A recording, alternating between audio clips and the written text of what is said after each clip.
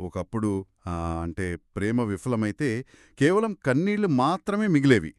కానీ నేడు ఆ పరిస్థితి పూర్తిగా మారిపోయింది కదా. అవును, చాలా మారిపోయింది. యా ఎందుకంటే ప్రేమ విఫలమైతే ఇప్పుడు నేరుగా పోలీస్ కేసులు, కోర్టు మెట్లెక్కడం, పరువు హత్యల్లాంటివి కనిపిస్తున్నాయి. కరెక్ట్. రోజు మనం వార్తల్లో చూస్తూనే ఉన్నాం. ఎగ్జాక్ట్లీ. అసలు పెళ్లి పేరుతో మోసమంటూ వినిపించే ఈ ఉదంతాల వెనక అసలు మోసపోతున్నదెవరు? యువత లేక వాళ్ళ తల్లిదండ్రులా? ఇది చాలా ఆసక్తికరమైన ప్రశ్న. అవును. ఈరోజు మన ఈ లోతైన విశ్లేషణ బేసిగ్గా ఈ పాయింట్ చుట్టూనే తిరుగుతుంది. అయితే ఆ చర్చలోకి వెళ్లే ముందు వినేవాళ్లకొక చిన్న క్లారిటీ ఇవ్వాలి. తప్పకుండా. ఈరోజు మనం విశ్లేషిస్తున్న ఆర్టికల్స్ ఏవైతే ఉన్నాయో అవి అత్యంత సున్నితమైనవి, అలాగే కొంత వివాదాస్పదమైన అంశాలను చర్చిస్తున్నాయి. అవును, చాలా కఠినమైన వ్యూ పాయింట్ అది. రైట్. ఆధునిక డేటింగ్ కల్చర్, యువతలో నైతిక పతనం, అలాగే సంప్రదాయ వివాహ వ్యవస్థల ప్రాముఖ్యత మీద ఆ రచయిత ఒక చాలా కఠినమైన సంప్రదాయవాద దృక్పథాన్ని ఉంచారు. ఇక్కడ మనం ఎవరి పక్షం వహించటం లేదు. కరెక్ట్. మనం కేవలం తటస్థంగా ఆ వాదనలను విశ్లేషిస్తున్నాం. ఎగ్జాక్ట్లీ. ఆ కోపం వెనుక ఉన్న సైకాలజీ ఏంటి అనేది మాత్రమే విశ్లేషించి అందించడమే మన ఉద్దేశ్యం. సో డైరెక్ట్గా పాయింట్కొచ్చేద్దాం. చెప్పండి. ఈ మోసపోయాము అనే మాటను ఆ వ్యాసకర్త అసలు అంగీకరించటం లేదు గదా. అస్సలు అంగీకరించటం లేదు. ఆ వ్యాసకర్త పాయింట్ ఆఫ్ వ్యూలో అంటే పెళ్లికి ముందే శారీరక సంబంధాలు పెట్టుకొని తీరా బ్రేకప్ అయ్యాక నన్ను వాడుకున్నారు, మోసం చేశారు అని ఏడవడం ఏమాత్రం అమాయకత్వం కాదు. ఓ, అంటే వాళ్ళు దాన్ని పూర్తిగా తోసిపుచ్చుతున్నారన్నమాట. అవును, పూర్తిగా. ఎందుకంటే ఆ ఇద్దరు వ్యక్తులకు తమకు ఇంకా పెళ్లి కాలేదన్న విషయం స్పష్టంగా తెలుసు. సమాజంలో ఉన్న నియమాలు తెలుసు. రైట్. ఇవన్నీ తెలిసి కూడా ఆకర్షణకు లోనై ఆ పరిమితులు దాటడమనేది ఒక ఉద్దేశపూర్వకమైన చర్యగా వారు భావిస్తున్నారు. అంటే కామాలనే చేసిన తప్పు అంటారు. ఎగ్జాక్ట్లీ. అలాంటప్పుడు ఆ తర్వాత వచ్చే పర్యవసానాలకు ఎవరో ఒకర్ని బాధ్యులని చేయడం కరెక్ట్ కాదన్నది వారి బలమైన వాదన. కాని ఇక్కడ ఒక చిన్న లాజిక్ మిస్ అవుతున్నట్లు అనిపించడం లేదా? అంటే ఏ రకంగా? బేసిక్గా ప్రేమలో ఉన్నప్పుడు ఒక రకమైన బ్లైండ్ ట్రస్ట్ ఉంటుంది గదా. అవతలి వ్యక్తి మీద ఉన్న నమ్మకంతోనే ఆ అడుగు ముందుకేస్తారు. నిజమే. మరి దాన్ని ఉద్దేశపూర్వకంగా చేసిన తప్పు అని, అందులో మోసం లేదని ఎలా అంటారు? ఇక్కడే ఆ రచయిత ఆలోచనా విధానాన్ని మనం చాలా లోతుగా అర్థం చేసుకోవాలి. ఓకే. వారి ఉద్దేశ్యంలో నమ్మకమనేది ఎప్పుడూ ఒక వ్యవస్థకు లోపడి ఉండాలి. ఆ వ్యవస్థే వివాహం. ఆహా, రైట్. ఆ బంధానికి ఒక చట్టబద్ధత, అలాగే సామాజిక ఆమోదం రాకముందే కేవలం ఆ మాటల మీద నమ్మకంతో శారీరక సంబంధాలకు వెళ్లడమే అసలైన తప్పు అని వాళ్లంటున్నారు. ఓ, అంటే అది వాళ్లకు వాళ్లు చేసుకుంటున్న ద్రోహం మాత్రమే కాదు అంటారా? అవును, తమను ఎంతో నమ్మకంతో పెంచుతున్న తల్లిదండ్రులకు చేస్తున్న ద్రోహంగా ఆ ఆర్టికల్స్ చెబుతున్నాయి. అమ్మో, చాలా స్ట్రాంగ్ స్టేట్మెంట్ ఇది. అవును, సమాజంలో ఆ తల్లిదండ్రులు తలెత్తుకోకుండా చేసే హక్కు ఆ యువతకు ఎవరిచ్చారు అనేది వాళ్ల సూటి ప్రశ్న. ఇది చూస్తుంటే నాకొక విషయం అనిపిస్తోంది. అంటే ఒక ఎనాలజీలాగా అనుకుందాం. చెప్పండి. ఏదైనా ఒక ఆట ఆడే ముందు దానికి సంబంధించిన రూల్స్ తెలుసుకోకుండా బరిలోకి దిగిపోయి తీరా దెబ్బ తగలాక అయ్యో ఈ ఆట నన్ను మోసం చేసింది, ఇదెక్కడ న్యాయం అని ఏడ్చినట్లుగా లేదు పరిస్థితి. అవును, ఖచ్చితంగా. వివాహ వ్యవస్థ అనే ఒక పెద్ద ఫ్రేమ్వర్క్ లేకుండా ఆధునిక సంబంధాల్లోకి వెళ్లి ఆ తర్వాత ఎదురయ్యే సమస్యలను ఎదుర్కోలేక యువత సతమతమవుతున్నారని వారు భావిస్తున్నారా? ఆ పోలిక సరిగ్గా సరిపోతోంది. ఆటలో రూల్స్ ఎలాగో సమాజంలో కూడా కొన్ని దశాబ్దాలుగా స్థిరపడిన నియమాలున్నాయి కదా. అవును, ఉంటాయి. ఆ నియమాలను అతిక్రమించినప్పుడు దెబ్బ తగలడం ఖాయం. అందుకే ఆ మూలాల్లో ఒక చాలా ఘాటైన పదాన్ని వాడారు వాళ్ళు. ఏంటది? పెళ్లికి ముందే కేవలం శారీరక సుఖం కోసం ఆరాటపడటాన్ని, ఆ సమాజ కట్టుబాటులను గాలికి వదిలేయడాన్ని వారేకంగా జంతువుల ప్రవర్తనతో పోల్చారు. వామ్మో, జంతువులతోనా? ఇది వినడానికి చాలా ఇబ్బందిగా ఉంది కదా. అవును, ఇబ్బందిగానే అనిపిస్తోంది. కాని ఆ మాటల వెనుక వాళ్ల ఆవేదనేంటంటే మనిషికి జంతువుకి ఉన్న తేడా, ఆ విచక్షణ, ఆ కట్టుబాట్లే కదా. రైట్, నిజమే. అవి లేనప్పుడు ఇక మనుషులుగా మిగిలేదేముంది అనేది వారి పాయింట్. అందుకే ఇలాంటి తప్పు జరిగినప్పుడు అబ్బాయిని లేదా అమ్మాయిని ఎవరినో ఒకరిని బాధితులుగా చూడకూడదు. అంటే ఇద్దరినీ సమానంగా బాధ్యులను చేయాలంటారా? ఎగ్జాక్ట్లీ. ఇద్దరినీ సమానంగా శిక్షించాలని ఆ రచయిత డిమాండ్ చేస్తున్నారు. అంటే ఎవరికి ఇక్కడ ఎక్స్క్యూజ్ లేదు, ఇద్దరూ తప్పు చేసినట్లే. అవును. మరి ఈ ఆధునిక డేటింగ్ కల్చర్ వల్ల ఇంత గందరగోళం వస్తుందంటే ఒకప్పుడు ఈ పరిస్థితులను కంట్రోల్లో పెట్టిన ఆ సిస్టమేంటి? అదే సంప్రదాయ వివాహ వ్యవస్థ. ఆ రచయిత దేన్ని ఫాలో అవ్వమంటున్నారు? ఇక్కడే మనం ఆ సాంప్రదాయ కుటుంబ విలువలు, వాటి వెనుకున్న సైకాలజీ గురించి మాట్లాడుకోవాలి గదా! తప్పకుండా. ఆ ఆర్టికల్స్‌లో ముహూర్తాలు, పెళ్లి తర్వాత భార్యాభర్తల సాంగత్యానికుండే పద్ధతుల గురించి చాలా వివరంగా రాశారు.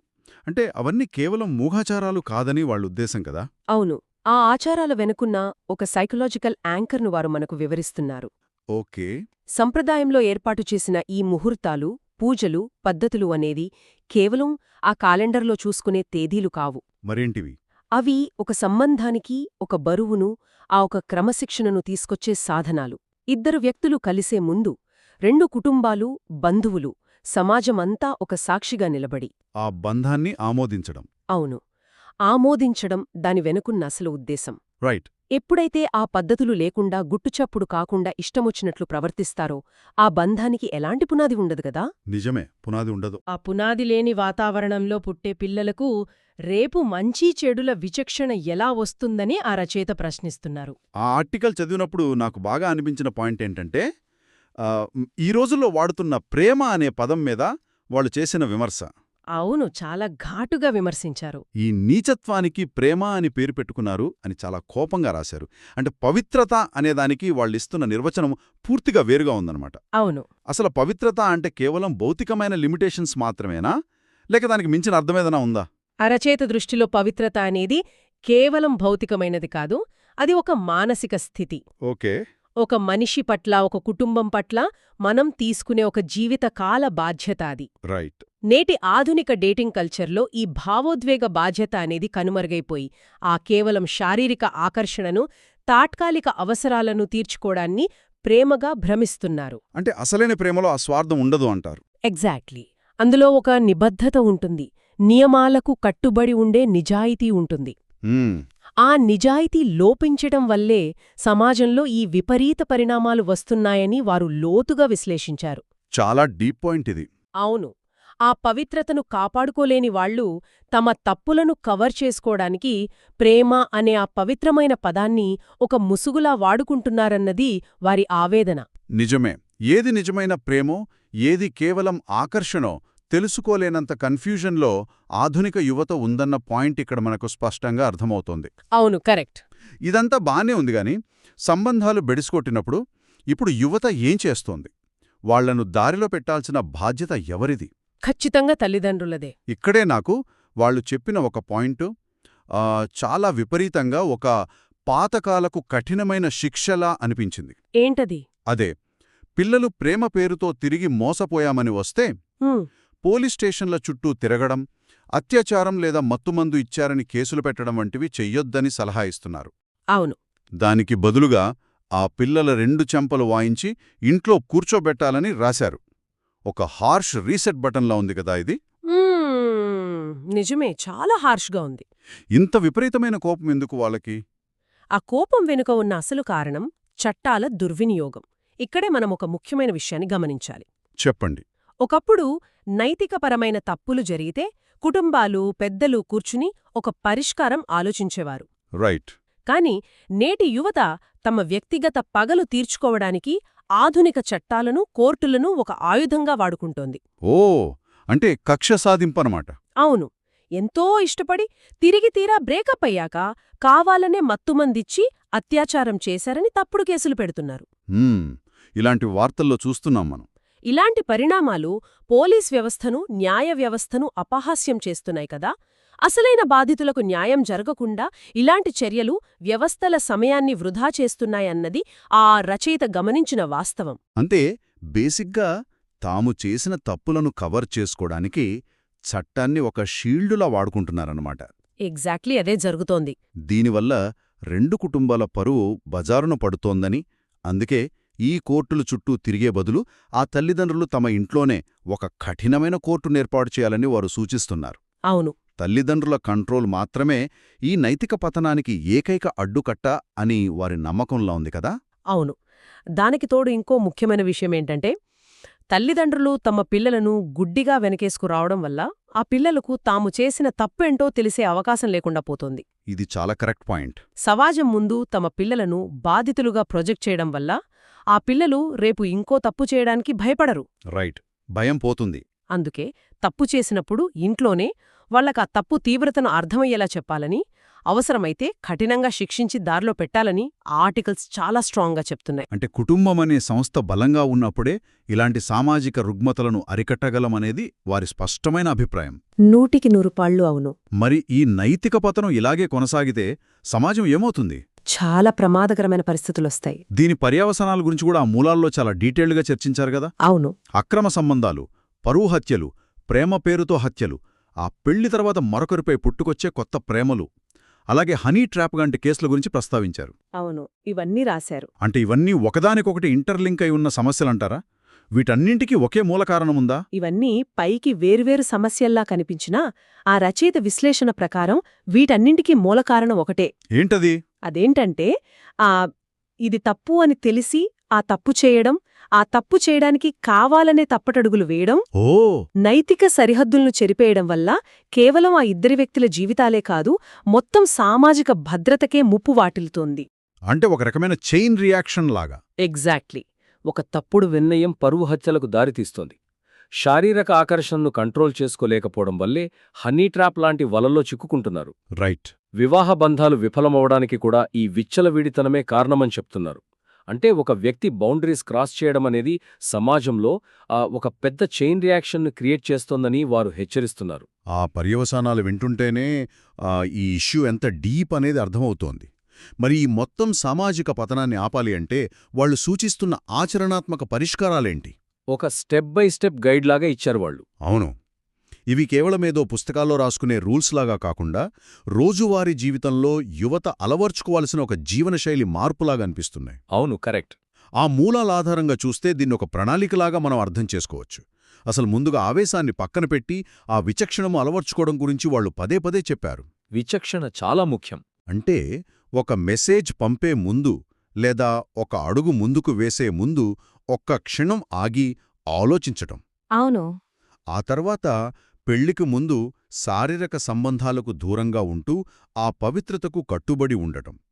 తీసుకునే ఏ నిర్ణయమైనా ముందుగా తల్లిదండ్రుల పరువును, ఆ కుటుంబ గౌరవాన్ని దృష్టిలో ఉంచుకొని తీసుకోవడం. ఇవి చాలా ప్రాక్టికల్ స్టెప్స్. ముఖ్యంగా ఈ పాశ్చాత్య డేటింగ్ కల్చర్, పబ్లు, పార్టీలు మన సంప్రదాయం కాదని గుర్తించి వాటికి దూరంగా ఉండటం. అంటే ఇక్కడ వాళ్ళు కోరుకుంటున్నది ఒక భౌతికమైన మార్పు మాత్రమే కాదు, ఒక మానసిక క్రమశిక్షణ అని మనం అర్థం చేసుకోవచ్చా? మీరు చెప్పింది చాలా కరెక్ట్. ఇవి కేవలం బయట ప్రపంచానికి చూపించే ప్రవర్తనా నియమాలు కావు. మరి ఇవొక వ్యక్తి అంతర్గతంగా తనను తాను నియంత్రించుకునే సాధనాలు. ముఖ్యంగా ఆ ఆర్టికల్స్లో పీర్ ప్రెషర్ గురించి పరోక్షంగా ఒక బలమైన సందేశం ఉంది. ఓ తోటి వాళ్ల ఒత్తిడి అంటారు. అవును, తోటి స్నేహితులంతా డేటింగ్ చేస్తున్నారు కదా, వాళ్లంతా ఆ స్వేచ్ఛను ఎంజాయ్ చేస్తున్నారు కదా అని గుడ్డిగా పాశ్చాత్య పోకడలకు ఆకర్షితులైతే చివరికి మిగిలేది శూన్యం. ఎగ్జాక్ట్లీ అదే వాస్తవం. ఏది తాత్కాలిక ఆనందం, ఏది శాశ్వతమైన బంధం అని బేరీజు వేసుకునే విజ్ఞత యువతకు ఉండాలి. రైట్. పాశ్చాత్య దేశాల జీవనశైలి వేరు, మన సామాజిక నేపథ్యం వేరు. ఆ రెండుంటిని మిక్స్ చెయ్యాలని చూస్తే పుట్టేది ఇలాంటి గందరగోళమే అని ఆ రచయిత చాలా స్పష్టంగా చెబుతున్నారు. అబ్సల్యూట్లీ. మన కల్చర్లో కుటుంబం అనేది ఒకరితో ఒకరు ముడిపడి ఉండే వ్యవస్థ కదా. అవును. అక్కడ ఎవ్వరి ఇండివిడ్యువల్ డెసిషన్ వాళ్లది కాదు, అది మొత్తం కుటుంబం మీద ఇంపాక్ట్ చూపిస్తుంది. ఖచ్చితంగా చూపిస్తుంది. అందుకే ఒక స్థిరమైన విలువలతో కూడిన జీవితాన్ని నిర్మించుకోవాలంటే ఆ రోజు మనం తీసుకునే చిన్న చిన్న నిర్ణయాల్లోనే ఆ విలువలు ప్రతిబింబించాలి. రైట్. అది ఫ్రెండ్స్తో ఎక్కడికి వెళ్తున్నామనే దగ్గర నుంచి ఎవరితో ఎలాంటి సంబంధాలు పెట్టుకుంటున్నామనే దాకా ఆ ప్రతి విషయంలోనూ ఆ విచక్షణ అనేది ఉండాలన్నది వాళ్ల ఉద్దేశం. అవును. దీన్ని బట్టి చూస్తే ఈ ఆర్టికల్స్ మన ముందొక చాలా పెద్ద డిబేట్ను ఉంచాయి. ఈరోజు మనం చర్చించిన ఈ వాదనలన్నింటినీ ఒకసారి సమ్మరైజ్ చేసుకుంటే, ఆధునిక డేటింగ్ కల్చర్ అనేది వ్యక్తిగత స్వేచ్ఛ ముసుగులో యువతను ఎలా పెడదోవ పట్టిస్తుంది, దానివల్ల తల్లిదండ్రులు ఎంత క్షోభ అనుభవిస్తున్నారు, ఆ చట్టాలు ఎలా దుర్వినియోగమవుతున్నాయి అనే విషయాలను మనం చూశాం. అవును, ఇవన్నీ చాలా లోతుగా చర్చించాం. వీటన్నింటికీ విరుగుడుగా సాంప్రదాయ కట్టుబాట్లను, కుటుంబ విలువలను కఠినంగా అమలు చేయాల్సిన అవసరం గురించి ఆ రచయిత వ్యక్తపరిచిన బలమైన వాదనలను మనం పరిశీలించాం. కరెక్ట్. సంప్రదాయాలు, ముహూర్తాలు, పద్ధతులనేవి కేవలం ఆచారాలు కాదని, అవి సమాజాన్ని ఒక గాడిలో పెట్టే ఫ్రేమ్వర్క్ అని అర్థం చేసుకున్నాం. ముఖ్యంగా ఇక్కడ మనం గుర్తుంచుకోవాల్సిన పాయింట్ ఏంటంటే హ్మ్. నియమాలు లేని స్వేచ్ఛ ఎప్పుడూ ప్రమాదకరమే. అబ్సల్యూట్లీ. ఆ నియమాలు సమాజం విధించినా లేదా మనకు మనం విధించుకున్నా అవి మనల్ని మనం కాపాడుకోవడానికే అన్నది ఈ మూలాల సారాంశం. ఈ డిస్కషన్ విన్న తర్వాత మనందరి మెదళ్లలో ఒక ప్రశ్న మెదలక మానదు. ఒకప్పుడు సంప్రదాయాలు సమాజానికి ఒక రక్షణ కవచంలా ఉండేవి. అవి ఒక క్రమశిక్షణను ఇచ్చాయి. అవును. ఆ తర్వాత వచ్చిన ఆధునికత మనిషికి బోలెడంత వ్యక్తిగత స్వేచ్ఛనిచ్చింది. కానీ ఈ రోజు మనం పరిశీలించిన మూలాల ప్రకారం చూస్తే ఆ స్వేచ్ఛ ఒక రకమైన గందరగోళానికి, నైతిక పతనానికి దారితీస్తోంది. మ్మ్. అలాంటప్పుడు మన ముందున్న మార్గమేమిటి? భవిష్యత్ తరాలు తమ సాంస్కృతిక పవిత్రతను, ఆ కుటుంబ విలువలను కాపాడుకోవాలంటే మళ్ళీ ఆ పాత నియమాలను యథాతథంగా, అంతే కఠినంగా పాటించాలా? ఇదొక పెద్ద ప్రశ్న. అవును. లేక ఈ వ్యక్తిగత స్వేచ్ఛకు, ఆ సంప్రదాయ కట్టుబాట్లకు మధ్య ఒక ఆరోగ్యకరమైన బ్యాలెన్స్ సాధించే కొత్త దారేదైనా ఉందా? ఖచ్చితంగా ఆలోచించాల్సిన విషయం ఇది. అవును. దీని గురించి సమాజం ఖచ్చితంగా లోతుగా ఆలోచించాల్సిన అవసరం ఎంతైనా ఉంది. ఆలోచించండి. బేసిక్గా ఇది ఈనాటి మన సెషన్. మళ్ళీ కలుద్దాం.